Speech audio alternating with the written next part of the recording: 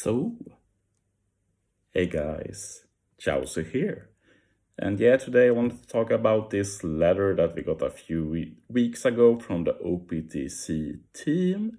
This is a follow-up letter to a letter we got a few weeks or a few months back, where they addressed some issues with the game, and the issues they zoned into were pretty good ones. Like the first one was repetitive content, and the other one was limited availability of some free-to-play characters.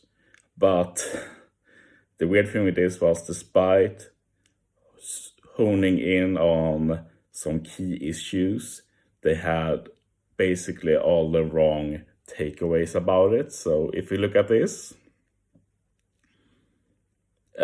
letter, we can just read through it and take it point for point. But yeah, dear Nakama, thank you for playing One Piece Treasure Cruise. We apologize for the long gap in updates between now and our OPTC team letter from November 2022. Pirating Adventure was recently released for the 9th anniversary. Did you get a chance to play it yet? As our team previously mentioned, they need to repeatedly clear the same quest in the exact same way, and there being a lack of ways to obtain past characters are two major issues affecting the game, and I agree with that. To tackle these issues, we decided to release Pirating Adventures. How does this new content address these problems? Let's take a look.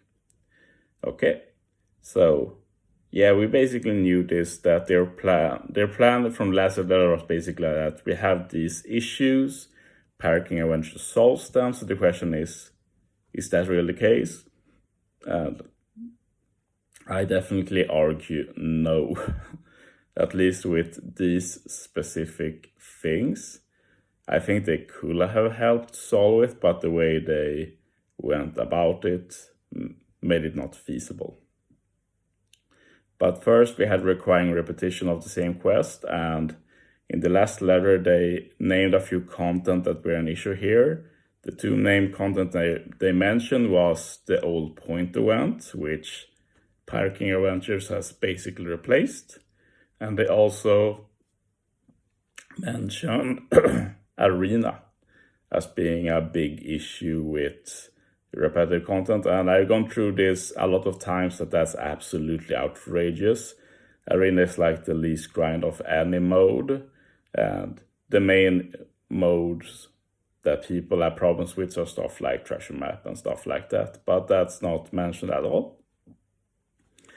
But let's see what they say that PKA fixes about this. So in Pirating Adventures, the player must select the hex most appropriate for their needs in any given game session, be it one with a certain item they want, a certain buff, and so on. This should give your gaming experience some variety. We hope players will enjoy this new content as it replaces the repetitive, grindy events held at the beginning of the month.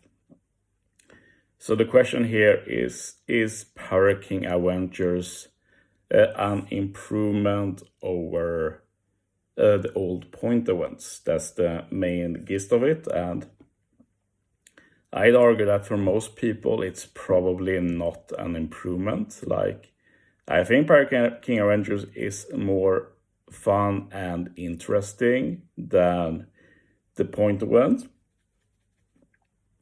I also think that as a content creator or a team builder in general, Pirating Adventures is more challenging, but when it comes, and it does give more rewards in general, but not that much more. But I'd argue that the big downside of Pirating Adventure is that a lot more people have to spend more time with it. They will have to struggle more. There's a few reasons for this. One is that the booster list is absolutely awful. The other one is that a big part of Pirating Adventures is to get to level 150 to get all of the clear awards. But level 150 has like over 1 billion HP or whatever it is. Maybe it's a little bit less than that, but it's a lot of HP, and like it's so high HP that just stacking like a conditional buff, chain, like all of the usual stuff together might not be enough damage. And obviously there are workarounds around this, like the Sanji and Usopp buffs, even if I've heard that Usopp buffs, like if you get the big one, that the final map can counter you, which is outrageous to me, but that's another discussion.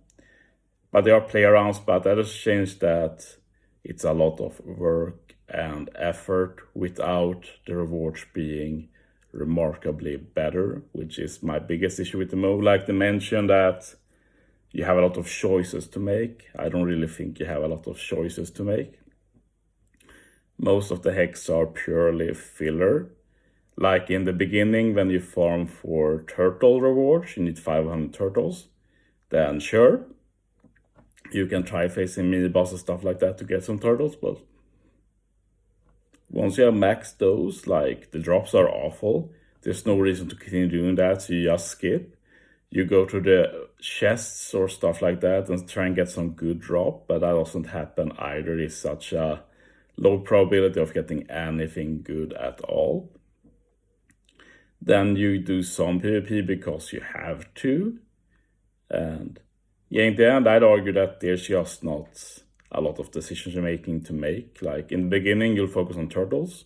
When turtles are useless, you'll focus on if there's like some rainbow chest or something, you'll try and get there and pray for the like 1% chance of something actually useful. And then you get to the final stage and you can't get around it. Like the only strategy involved with this final stage is like to keep it low level for a while so I can farm it and then go for level 150, or do I go for level 150 right away? Like that's it. There's no more strategy to it. And there is definitely an insane repetition in PKA. What I was hoping for the mode was that there will be a bit more randomness and we'd take away the difficulty in place of that. Like maybe some difficulty, but not like we're getting now.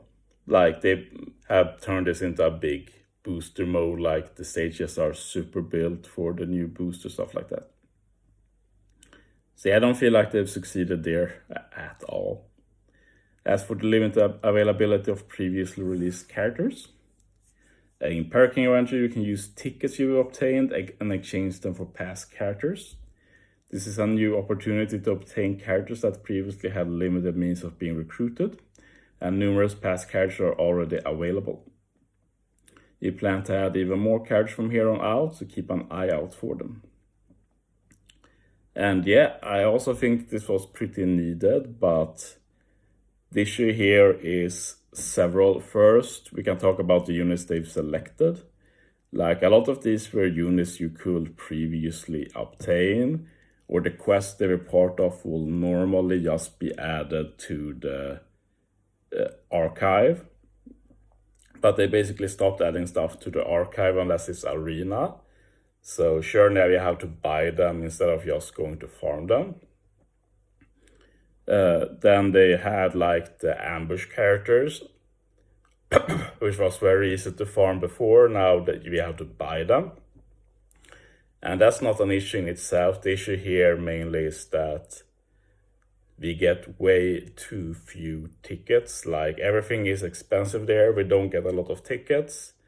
And yeah, it's just going to be another case of keys in the exchange, even if it's not as bad as that. I feel like just going to really be bad for beginners who want to try and max out all characters. Like just getting one copy is fine, but if you want potential abilities, level limit break is going to be really expensive and going to take a lot of time. Like you can see it feasibly working to max a lot of stuff, unlike Kizuna, where maxing everything for a beginner is pretty much impossible with the current system. But still, I just see no reason to get as few tickets as we want when there's basically nothing to spend them on. Like if you don't want to buy dupes of characters, there's not much you can do with the tickets. So I have no idea why we get so few of them. But yeah, we planning even more updates to keep improving your OPTC experience. We'll be sure to share any update details as they become available, so look forward to them. And yeah, to summarize this, I do think personally that PKA is an improvement, at least for me as content creator, can do a lot more content around PKA than Point Event, but for a majority of people, I think it's a downgrade.